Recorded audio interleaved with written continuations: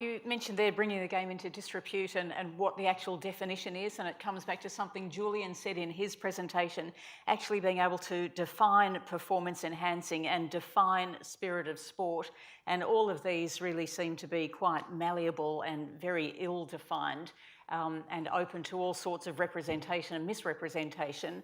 There are some other questions from the floor. We have one. Oh, yep, we better come to the front, then we'll come back to the middle. Is that all right? Down the front first, thanks.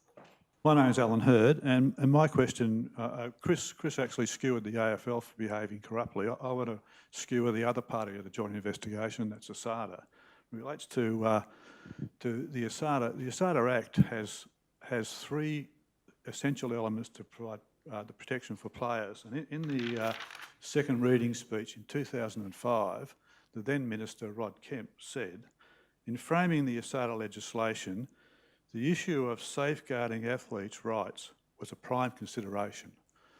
And there were three things in that Act that were still there, but they didn't apply to the Essendon players. The first one was confidentiality. And Kemp went on to say, the bill contains appropriate privacy safeguards for athletes and sporting support personnel.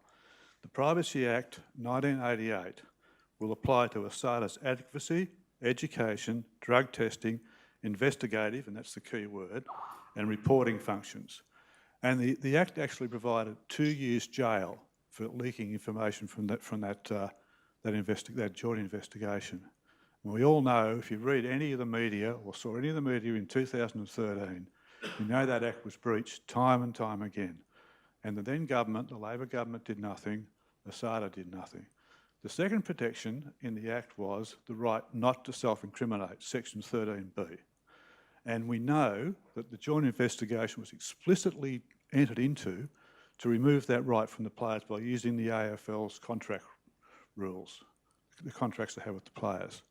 And even though the then Minister, Kate Lundy, and the then senior sports bureaucrat, Richard Eccles, they knew what they were doing, they knew what the Act provided, they went to change the Act in 2013. They tried to change the Act so they could enforce the players, so they got a bit of cover for themselves. And to their eternal credit, the Greens under Dina Tarley and blokes like Senator Madigan stopped them doing it. So they didn't do it, but then they just kept going, and they did it. And the third part of the Act that provided protection for the players that was breached again was that the government was not allowed to intervene in any investigation. The government was supposed to keep itself separate. And anyone who reads the James Hurd ASADA federal court case, all the evidence given by Aurora Andruska, the then CEO of ASADA, will know that that protection wasn't there. Kate Lundy and Eccles were involved all the way through. They were interfering in the case. So the three things that Rod Kemp said in 2005 were supposed to be there to protect the players were removed for the Essendon players in 2013. So I think that the ASADA Act, I'll comment on this, the ASADA Act needs to be changed, and there needs to be accountability for public servants who currently are not accountable.